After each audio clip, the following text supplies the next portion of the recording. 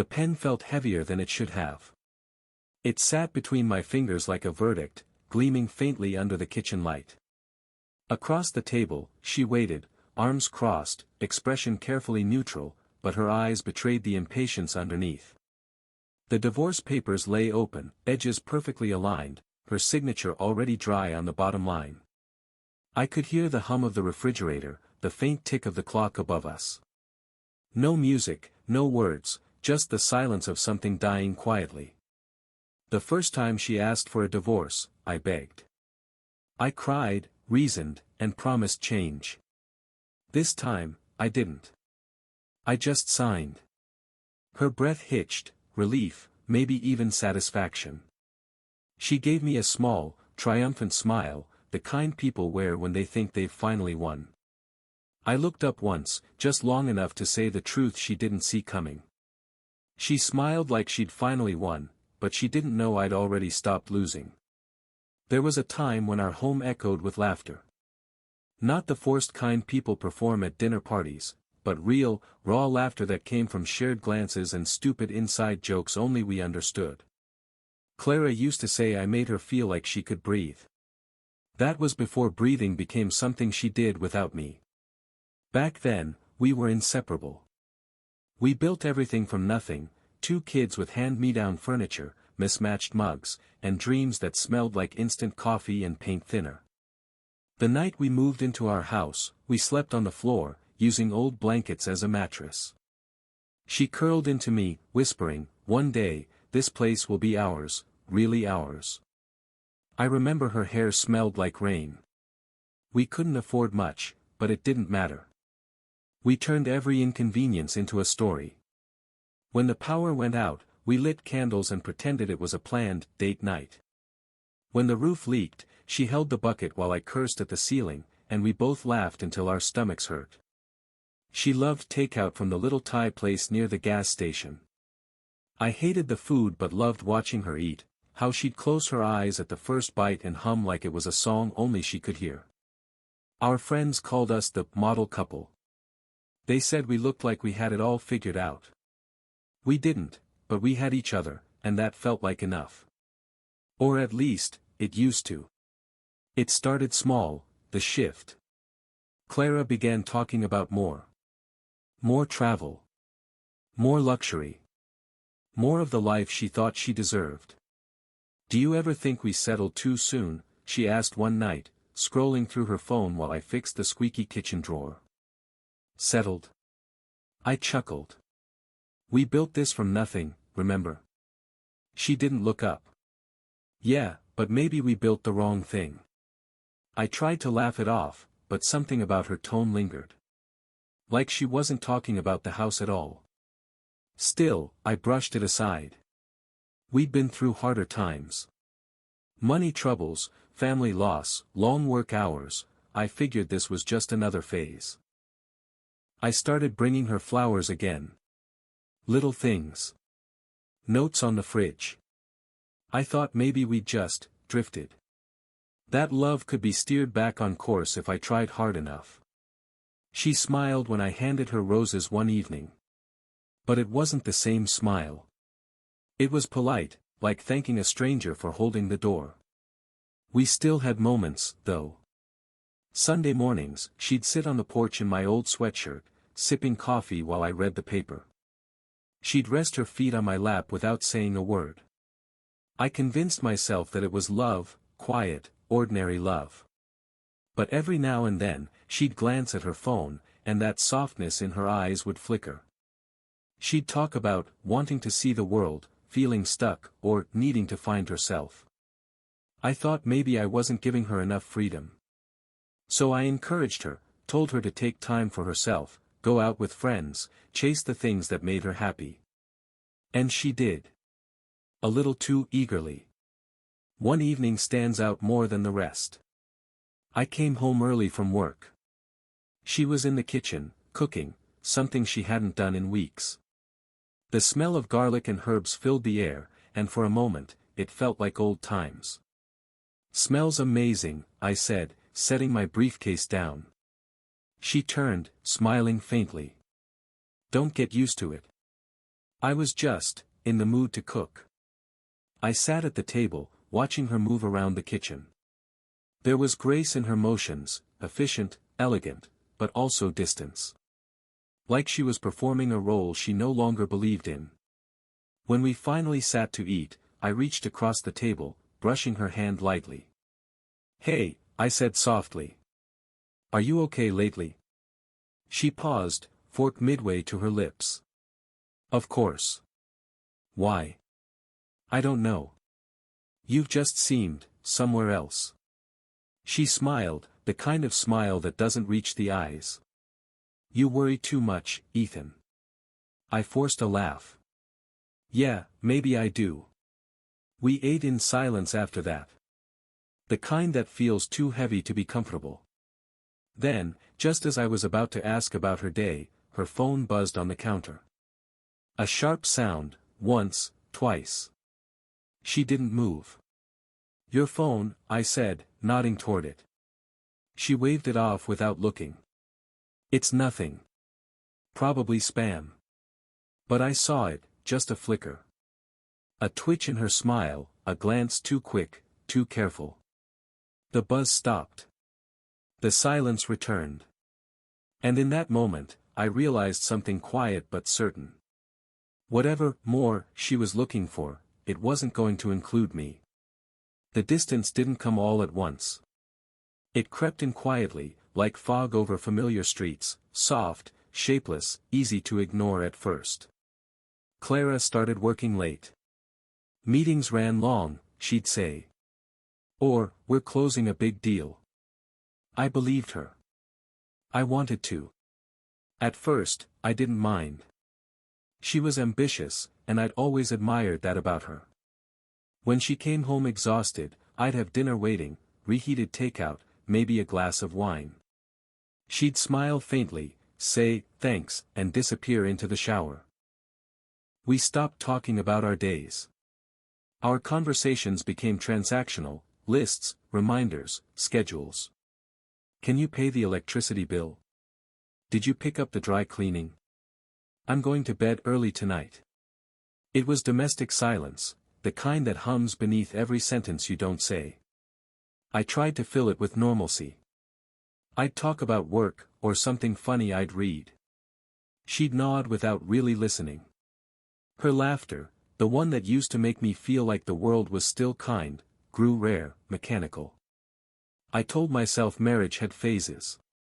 That every couple went through dry spells. But it wasn't just the silence. It was the way she started avoiding my eyes. The way her phone never left her hand. The new perfume, subtle but unfamiliar, that lingered even when she claimed she'd just come from the office. I noticed small changes too. She started dressing differently. She'd take longer to get ready, her makeup more deliberate, her tone sharper. One evening, I made the mistake of asking, "Big presentation tomorrow?" She paused, lipstick in hand. "Why?" "No reason." "You just look," I stopped, searching for the right word, "extra polished." She didn't smile. "So now I can't look nice without a reason." I laughed it off, but the sting stayed. A few days later, my friend Mark pulled me aside after work. He looked uncomfortable, the way people do when they're about to tell you something they wish they didn't have to. "Ethan," he said slowly, "you know Clara's been spending a lot of time at that new bistro downtown, right?" I frowned. "Yeah, she mentioned it. She's got a client there or something." Mark hesitated. "Are you sure it's a client?" I stared at him. "What are you saying?" He sighed. "Look, I don't want to start anything, man, but one of the guys from the office saw her there, not once. 3 times. Always with the same guy. Older. Tall. Looks like her boss, maybe." I forced a smile. "That's ridiculous. Ryan's married. Clara's not like that." He raised his hands. "Hey, I hope I'm wrong." Forget I said anything. I told him I already had. But I didn't. That night, I couldn't sleep. I kept turning over her words, her tone, the distance. My mind replayed every late meeting, every "you're overthinking." I told myself Mark was mistaken. Maybe it was a coincidence. But the seed was planted. And it grew in the dark. Our anniversary was coming up, 6 years married, 9 together. I decided to do something special, to remind her of who we were before all this. I booked a table at the restaurant where we had our first date, Elysian. Back then, we couldn't even afford dessert, but we'd sat for hours just talking, laughing until the waitstaff started turning off lights. I called ahead, requested the same corner booth, even asked for the same wine we shared that night. A small part of me hoped it would stir something in her, nostalgia, love, anything. When I told her that morning, she hesitated. "Tonight?" she asked, glancing at her phone. "Yeah. Our anniversary," I said, trying to sound casual. "Oh. I completely forgot. I have a meeting at 7. Can you move it?" I asked gently. She smiled thinly. "It's important, Ethan. Maybe another night." I almost gave up. I almost said, "Never mind." But I pushed. "Please. Just dinner. 1 hour. I already made the reservation." She sighed, checked her calendar, and finally said, "Fine. 1 hour." I got there early, too early. The restaurant hadn't changed. Soft lighting, faint jazz, tables spaced just close enough for whispered secrets. I ordered her favorite wine, the one she used to say, tasted like celebration. The waiter poured it into 2 glasses, condensation beating down the sides. I kept glancing at the door, expecting her to walk in at any moment. Every time the bell above the entrance rang, my heart jumped. It wasn't her. 7:30 came. Then 8. I texted. "You okay? Running late?" No reply. At 8:15, I ordered another glass. By 8:30, the waiter stopped asking if I wanted to keep the table. At 9, I finally got her message. "Sorry. The meeting ran over." Rain check. No apology. No heart emoji. Just, logistics. I stared at my phone until the screen dimmed. Around me, couples laughed softly, hands brushing across tables. A woman at the next booth leaned across to kiss her husband, whispering something that made him grin. I turned my wine glass slowly, watching the light bend through the liquid.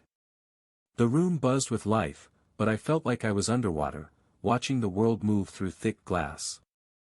I stayed another half hour. I don't know why. Maybe part of me hoped she'd still show up, breathless and smiling, blaming traffic. Maybe I just didn't want to admit she wasn't coming. When I finally stood, my chair scraped against the floor, too loud in the gentle hum of the restaurant. The waiter gave me a polite smile. "Should I leave the check, sir?" I nodded. "Yeah. Leave it." As he walked away, I noticed the empty chair across from me. The untouched glass of wine. It was absurd, how small things could suddenly feel like evidence. I paid and left a generous tip I couldn't afford. Outside, the night was cold, the air thick with city noise. I stood by the curb for a long time before calling a cab. When I got home, the lights were off. Her car was in the driveway. Inside, she was sitting on the couch, scrolling through her phone. She looked up briefly. "Hey. Sorry, I couldn't make it." I tried to keep my voice steady. "Yeah. I figured." She frowned slightly, like my calmness annoyed her. "Don't look at me like that. It wasn't intentional." I didn't say anything. "Yeah, but you're thinking about it." I almost asked, "What am I supposed to think?" But I didn't. Because I already knew what I was thinking, and it terrified me. Instead, I said quietly, "You could have texted earlier." She shrugged. "I was busy. Meetings, remember? I nodded, watching her eyes drift back to her screen. Her reflection in the phone's glow looked different, colder, detached. Clara, I said softly, do you even remember what today is? She looked up, frowning. What do you mean? Our anniversary. A flicker of guilt crossed her face, faint, but there. Oh, she said after a moment, I told you, I've been swamped. It's fine, I cut in. Forget it. She hesitated, as if considering an apology, then just said, I'm tired. I'm going to bed. The sound of her footsteps faded down the hallway. The bedroom door closed. I sat there in the dark, the smell of her perfume lingering faintly, soft, floral, unfamiliar. And I realized something that twisted in my gut. She used to text me when she was coming home. Now she just arrived, late, smelling of someone else's perfume. It happened on an ordinary Thursday morning, the kind that starts with burnt toast and a half-empty coffee pot. Clara was running late. She'd been staying later and later at the office these days, but this time, she was all dressed up before sunrise. She moved around the house in silence, perfume first, then heels, then the faint clink of jewelry. I sat at the table, pretending to read an email while the bitter coffee cooled in my hand. Big day? I asked, keeping my tone light. Just meetings, she said, not looking up as she grabbed her purse. Her voice had that crisp, distant tone, the one she used with strangers. Right, I murmured. She leaned in, brushed her lips against my cheek, more of a formality than affection, and left. The door closed with a soft click that echoed too long in the quiet house. I didn't plan to look at her phone. It was an accident. She'd left it on the kitchen counter, screen glowing faintly, buzzing once, then again. For a moment, I hesitated. I knew what crossing that line meant, once you look, you can't unsee. But curiosity has a way of disguising itself as justification. The message was already open. It wasn't even hidden. Ryan, you were incredible last night. Can't stop thinking about you. Same place tonight? Clara, you know I can't resist you. But I have to be careful. He's starting to notice. My stomach dropped, but my face didn't move. It was like watching someone else's life implode from the outside. I just stood there, reading the words again and again, hoping the letters might rearrange themselves into something innocent. They didn't. The world didn't shatter loudly, it folded in on itself, quietly and efficiently. When she came home that night, I was still sitting at the kitchen table, the phone exactly where she'd left it. Hey, she said, her voice overly casual. You're up late. I didn't look at her. Long day. She froze for a second. Yeah. Why? I nodded slowly, taking a sip of cold coffee. Meetings run long. She blinked, her confidence faltering. Ethan, what's this about? I turned her phone around and slid it across the table. You tell me. For a moment, she didn't move.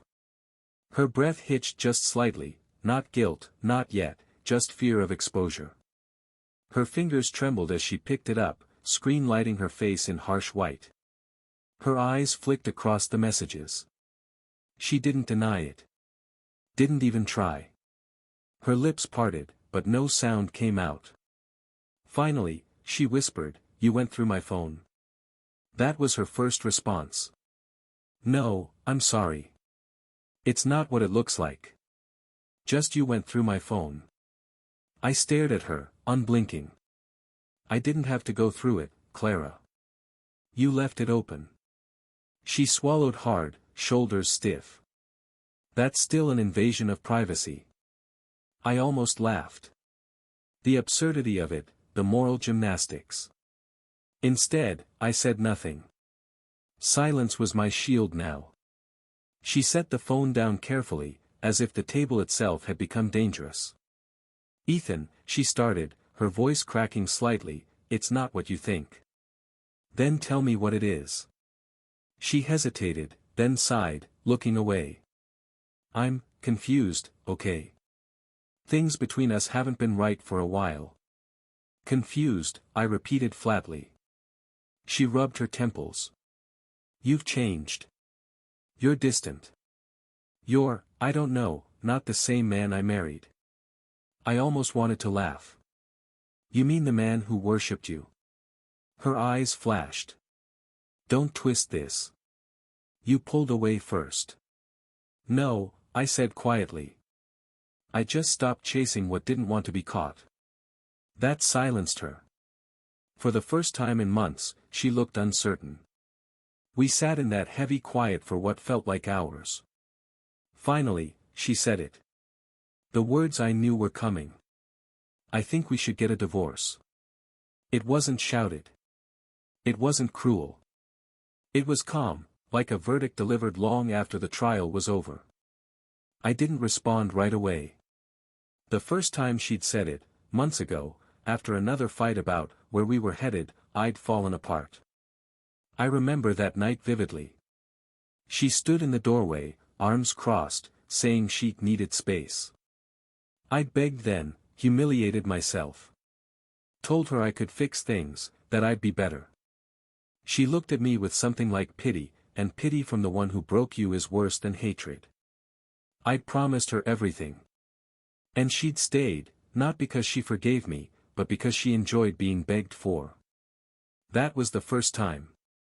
This time, there were no promises left. I looked at her, really looked. The woman standing in front of me wasn't the one who once fell asleep on my chest whispering plans for the future. She was someone else entirely. Her face was calm, but her hands trembled slightly. She expected a reaction. Anger. Pleading. Anything that proved she still had control. Instead, I nodded once. If that's what you want, I said, you'll have it. She blinked, as if she hadn't heard me correctly. What? You want a divorce? Fine. Her brows furrowed. That's it? You're just agreeing. Would you rather I begged? She opened her mouth, then closed it. Something in her expression flickered, confusion, maybe even disappointment. I don't understand, she said softly. After everything. I stood up, walked past her toward the sink, and started rinsing my mug. The sound of running water filled the room, drowning out the small tremor in her voice. Ethan, she said again, say something. I turned off the tap and dried my hands slowly. I already did. She left the room in a daze, muttering something about needing air. The front door clicked shut behind her. I stood there alone, the silence settling like dust. Oddly, I didn't feel anger. Not anymore. The rage had burned itself out, leaving behind something sharper, clarity. I realized I didn't want her back. Not really. What I wanted was understanding, to know how love could turn into this quiet cruelty, this erosion masked as progress. But maybe there was no reason. Maybe people just change, and sometimes they do it in ways that leave you bleeding quietly behind them. She moved out 2 weeks later. It wasn't messy. No yelling, no broken plates. Just boxes, labels, polite goodbyes. I watched her pack the things she claimed were hers, the photos, the blankets, the record player we'd fought over at the thrift store years ago. Every item she took was another reminder that she'd already been leaving long before this day. Ryan's helping me move, she said without meeting my eyes. Of course he was. I didn't respond. Just nodded, like it didn't matter. When she carried the last box out, she lingered at the door. You're really not going to say anything? I shrugged. What's left to say? She stared at me for a long moment, like she was searching for the man who used to crumble at her absence. He wasn't there anymore. Her voice softened. You're being cold. I'm being quiet, I said. There's a difference. She hesitated, then sighed. You'll regret not fighting for this. I smiled faintly. Maybe. But at least I'll regret it in peace. When the papers came, I didn't delay. I read every line carefully, not out of emotion, but precision.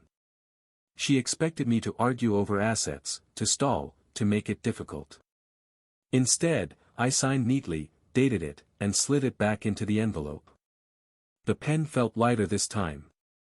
I imagined her expression when she'd open it, expecting resistance, finding compliance instead. People like Clara thrive on reaction. Without it, they lose their footing. I wasn't giving her anger or pain. Just silence, the one thing she couldn't manipulate. And somewhere deep down, I knew that silence would echo louder than any outburst ever could. A week later, she called. Her tone was uneasy. "Ethan," she said, "I just got the papers." "You signed them already?" "Yes." "Just like that?" "Just like that." A pause. "Then, you're not even going to ask for anything?" "No." She exhaled sharply, frustration creeping in. "You're making this harder than it has to be." I almost laughed. "Am I?" She went quiet for a long moment. "You sound different." "I am," I said simply. And it was true. Something inside me had shifted, not broken, but realigned. The version of me who once begged her to stay was gone, replaced by someone colder, more deliberate. Someone who finally understood that calm can be its own kind of power. The night I dropped off the signed papers at her apartment, she opened the door in surprise. "I wasn't expecting you," she said, tucking a strand of hair behind her ear. I handed her the envelope. "Now you don't have to." She took it slowly, eyes scanning my face. "You really mean it, don't you?" "I do." Her jaw tightened. "I thought you'd fight." "I did," I said. "You just didn't notice." She stared at me, searching for something, guilt, regret, maybe anger. But I'd drained those emotions dry. Finally, she whispered, "You're scaring me a little." I met her gaze, steady and unflinching. Good. Because she should have been scared. Not of me, but of what it meant that I no longer cared. When I walked away that night, I felt nothing. No triumph, no devastation, just quiet. It wasn't the silence of loss anymore. It was the silence of clarity. Clara thought she'd won. She thought my stillness was surrender. But she didn't realize, I hadn't stopped fighting. I just stopped fighting for her. And in that stillness, a new thought took root, cold, deliberate, patient. If she wanted her freedom so badly, I'd give it to her. But not the way she expected. The days after signing the papers felt oddly, weightless. People talk about heartbreak like it's heavy, but for me, it was the opposite. It was hollow. A stillness so vast that even grief echoed in it. For weeks, I did nothing but exist. I woke up, went to work, came home to an empty house, and sat in the quiet. No texts. No noise. Just my own breathing and the distant hum of the refrigerator. At first, I thought that emptiness was defeated. But over time, it began to feel like clarity, the kind that comes only when you've lost everything you thought you were. And in that emptiness, something new began to take shape. Not rage. Not an obsession. Something colder. Focus. I started small, morning runs, strict routines, healthier meals. I replaced sleepless nights with lists. Goals. Tasks.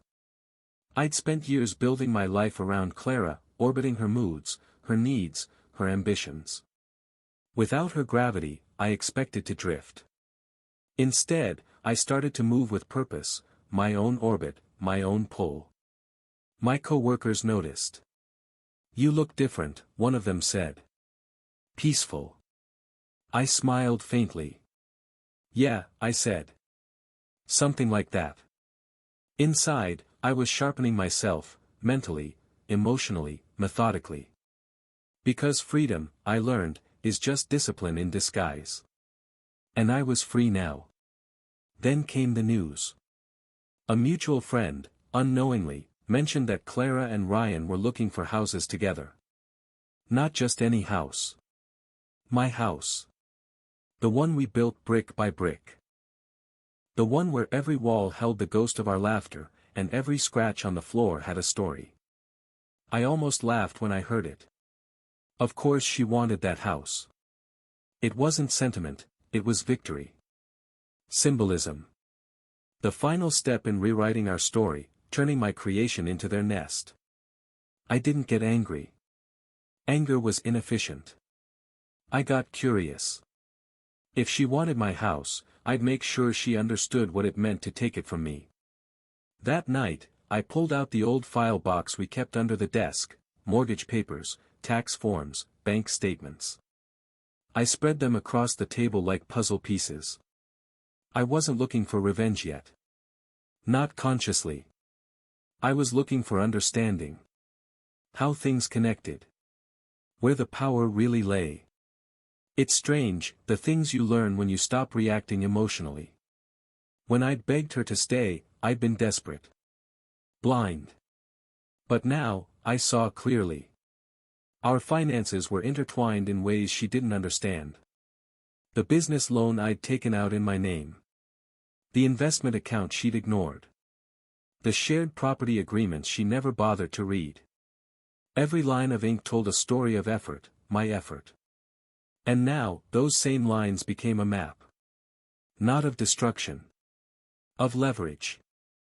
I didn't need to manipulate anything. That was the beauty of it. Everything I needed was already there, hidden in plain sight, signed by her hand years ago. When we built the house, I'd taken legal advice from an old family friend, a cautious move.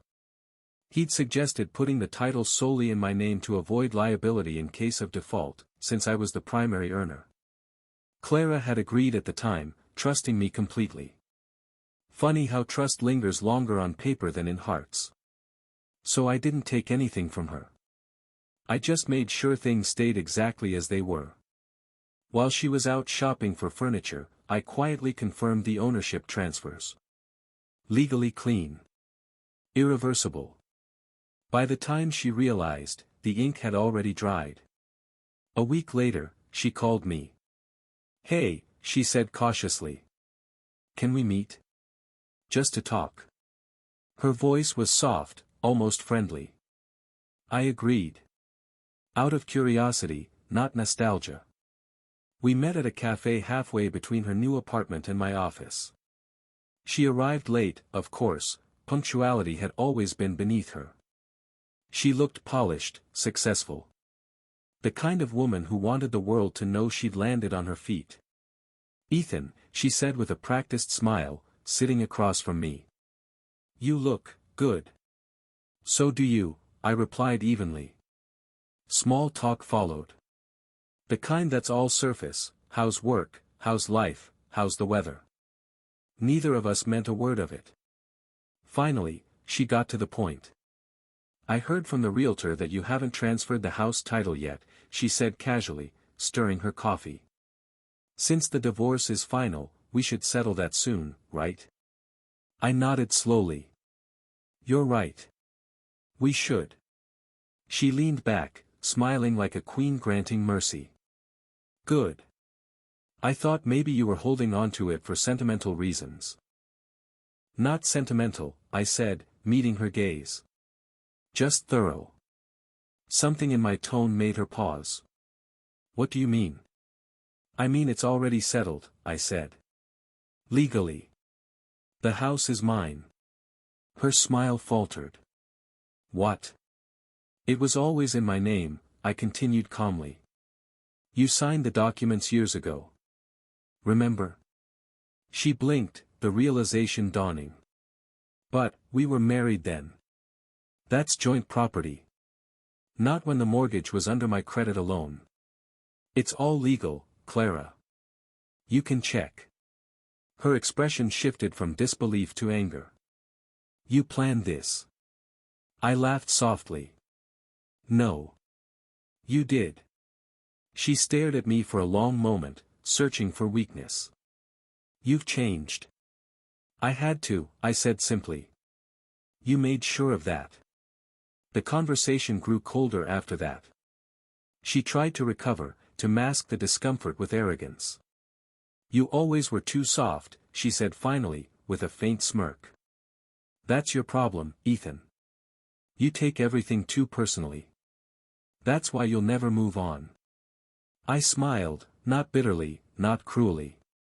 Just calm. You'll see how soft I am soon.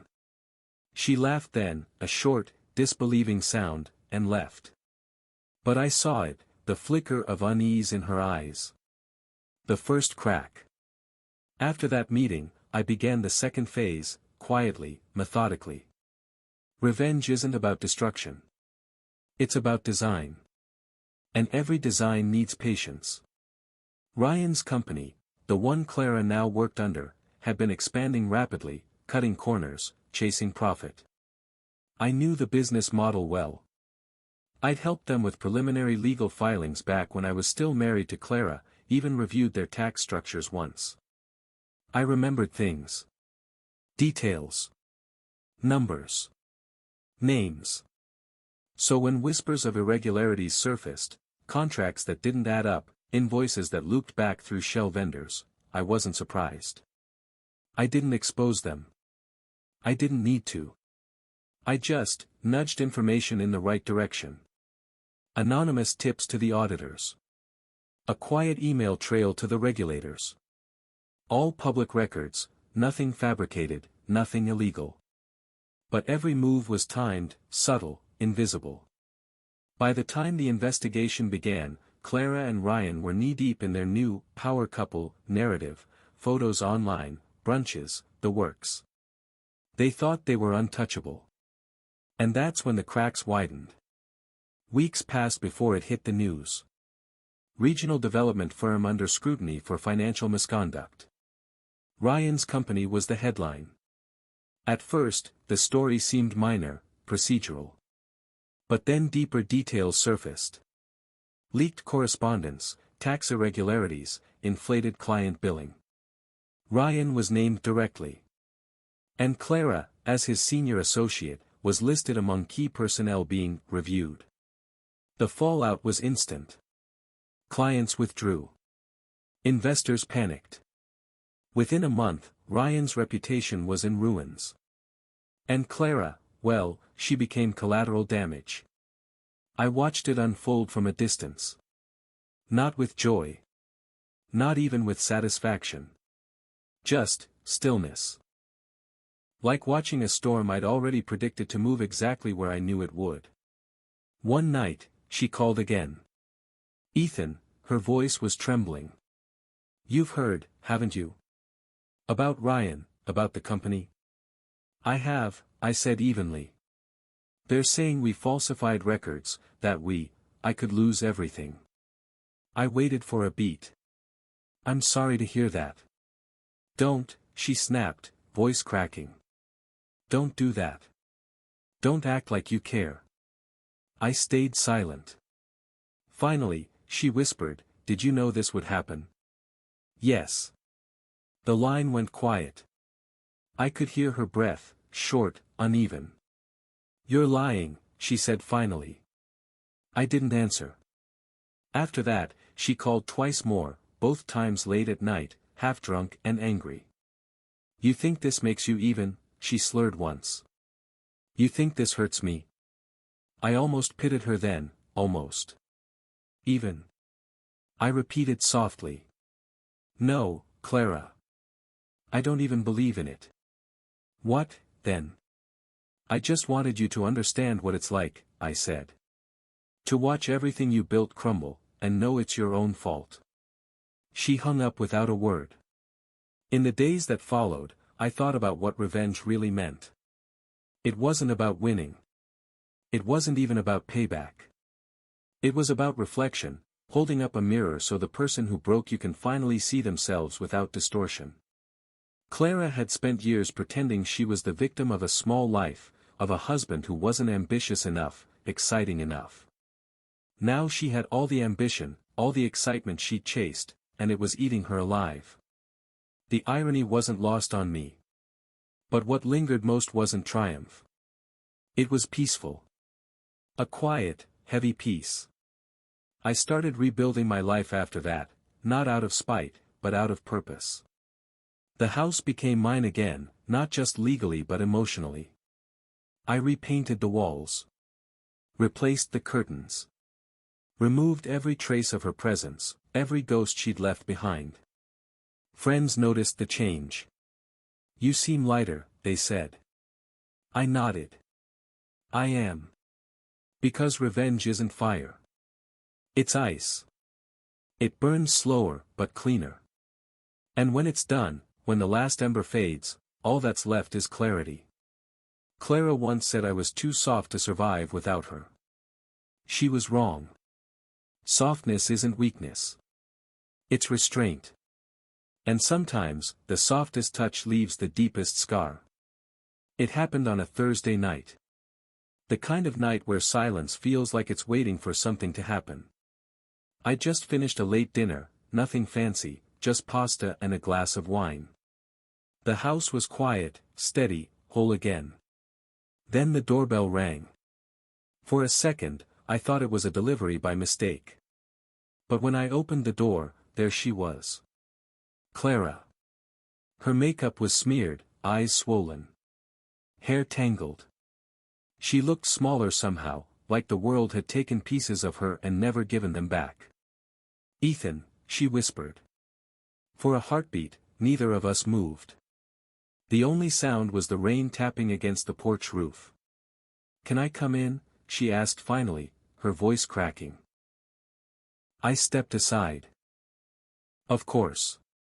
She walked in, hesitant, as if stepping into a memory she didn't trust anymore. Her eyes scanned the place, the new curtains, the repainted walls, the absence of her. "You changed things," she said softly. "Had to," I replied. "Too many ghosts." She sat on the couch, trembling slightly. I poured her some water, set it on the table. She didn't touch it. Instead, she looked at me, really looked.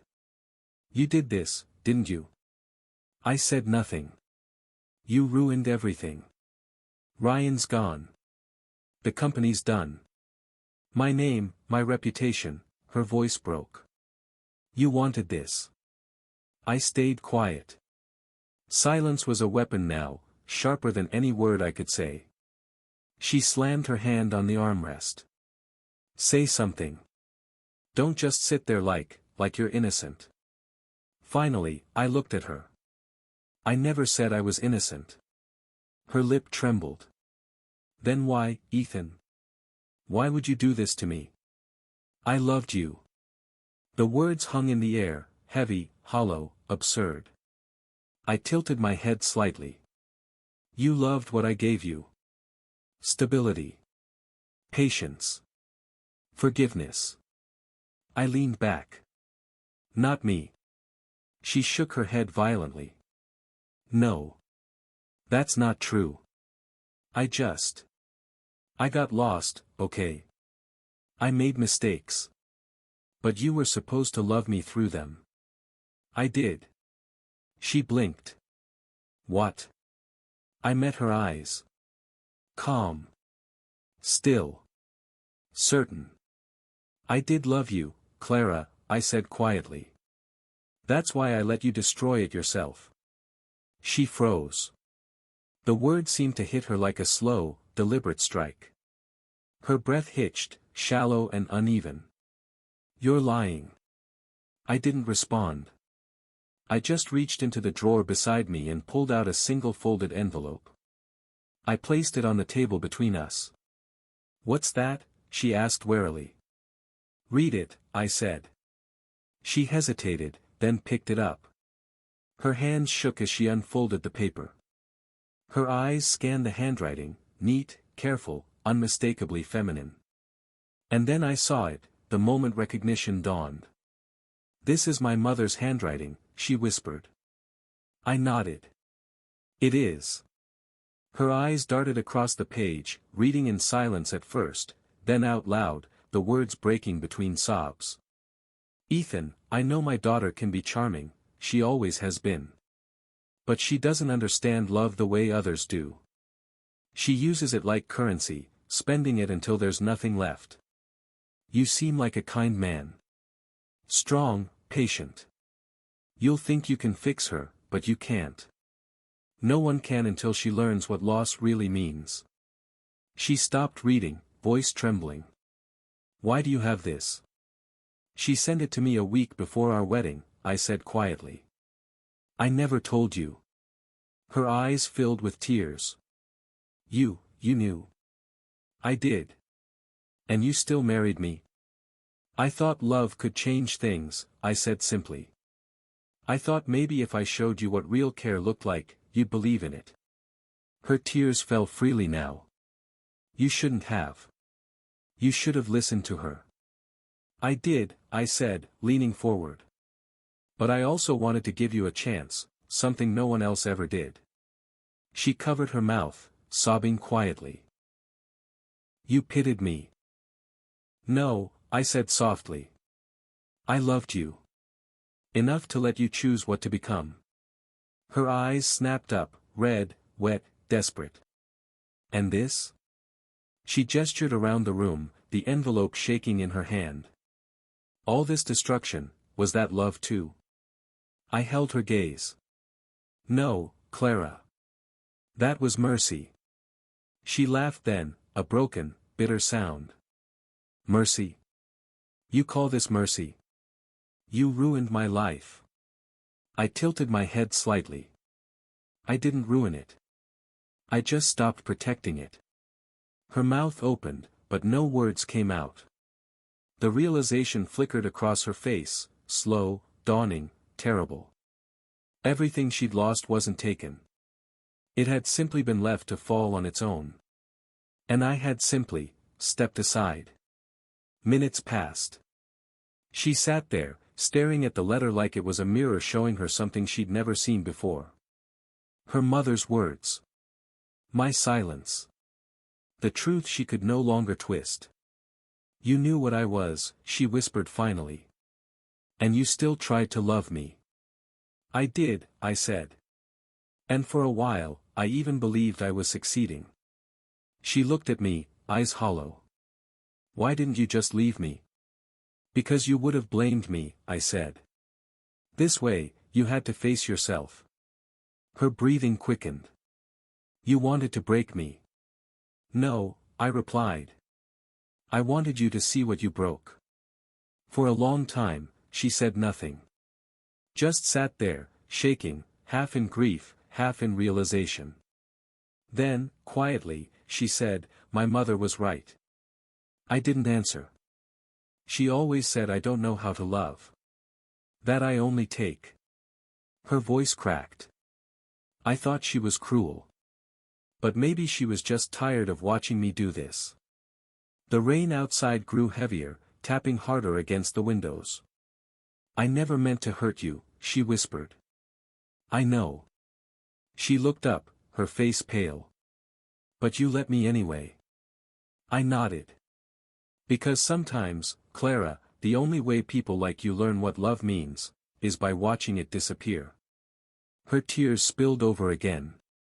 So this, all of this, was to teach me a lesson. No, I said, standing slowly. This was to end the cycle. She frowned through her tears. What cycle? The one where you keep finding people to save you, I said. Because the truth is, Clara, you've always needed someone to break for you. She stood abruptly, shaking her head. You're cruel. I met her eyes. No. I'm just done. Her voice cracked again.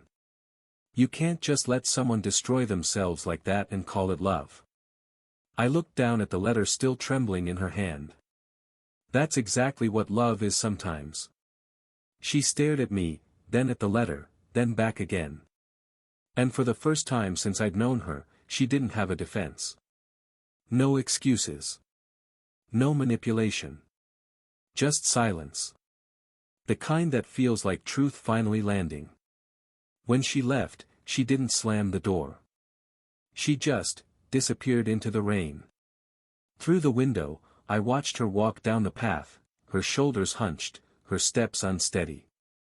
The letter was still in her hand, getting soaked through. She didn't even try to cover it. And as she turned the corner, she looked back once, not at the house, but at me. There was no hate in her eyes anymore. Just recognition. And something far worse, understanding. I stood there for a long time after she was gone. The house was silent again. Peaceful. People think revenge ends with a scream, a confrontation, some dramatic closure. But that's not how it really happens. Real revenge ends quietly, in the moment your absence weighs heavier than your presence ever did. She wanted me to chase her. To fight. To plead. To prove I still cared enough to break again. Instead, I gave her the truth. And the truth did what rage never could. I picked up the empty glass of water she hadn't touched, carried it to the sink, and rinsed it out.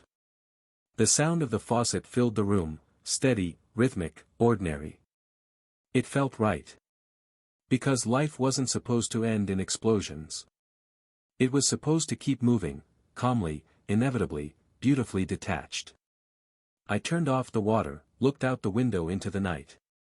Rain is still falling. The world is still turning. The quiet is still mine. She once said I'd never survive without her. She was wrong. I survived because I stopped needing her to understand what she'd done. And maybe, someday, when the echoes of her choices finally fade, she'll realize something too.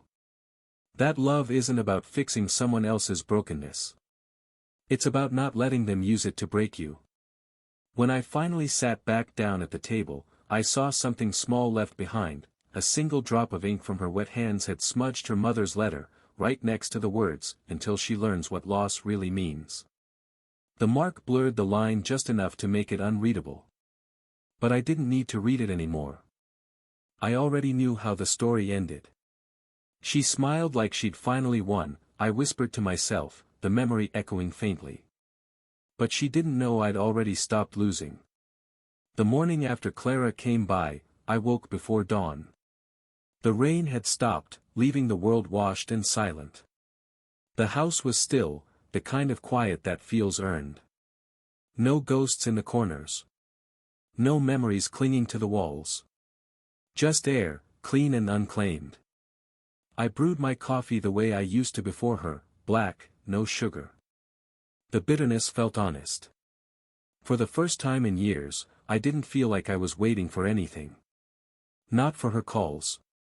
Not for apologies. Not for closure. It had already arrived last night, soaked in rain and tears, holding a letter that told her more about herself than I ever could.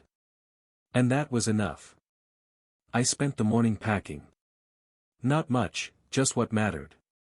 A few clothes, my journals, a box of old sketches I'd done during quieter years. The rest could stay. This house had been my battlefield, my sanctuary, my teacher. But now it was just a building again. I locked the door and stood on the porch for a while, watching the light break across the wet pavement. In that soft glow, I thought about everything I'd carried for her, the love, the pain, the belief that I could hold someone together who didn't want to be whole. It was strange, realizing I wasn't angry anymore. Not even sad. Just, empty in a peaceful way. Like an old wound that had finally turned to scar. Before I left, I drove by the cafe where we'd met for the first time after college. The place was still there, new paint, new faces, same smell of burnt espresso. I parked across the street and watched through the window. Young couples laughed over coffee, eyes full of the same foolish hope we once had. I almost smiled. Not because I missed it, but because I'd survived it. The version of me that walked into that cafe all those years ago had believed love could save anyone. The version driving away from it now knew better. Love can build. But it can also blind. And sometimes, the kindest thing you can do for someone who destroys what's given to them, is let them face the ruins alone. The drive out of town was quiet. Trees blurred past in streaks of green and gold. The sun rose behind me, painting everything in a forgiving light. I didn't check my phone. Didn't think about her. Didn't wonder what came next.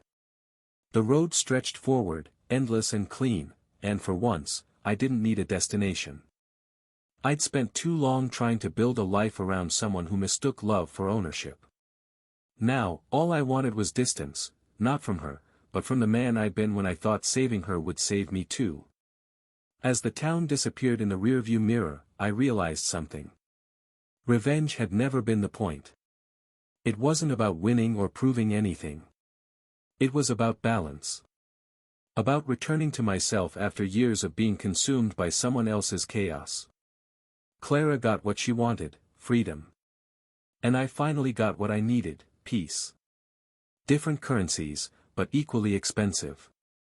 I stopped at a ridge overlooking the highway, stepped out, and let the wind hit my face. Below, the world stretched wide, open fields, a scatter of rooftops, a horizon that didn't end. It felt good to breathe air that didn't taste like memory. I thought of her one last time, not with hatred, not with longing, but with the distant affection you might feel for a ghost that once shared your story. She'd told me once that freedom was all she ever wanted. And now, she has it. As I got back into the car, I looked at my reflection in the mirror, calm, older, sharper around the edges. The man staring back wasn't broken anymore. Just, rebuilt. I turned the key, the engine hummed to life, and the road opened like a promise. The past stayed behind, where it belonged. And as I drove into the distance, I said it aloud, not for her, but for myself. She wanted freedom. I gave it to her. Funny thing about freedom, it only hurts when there's no one left to blame.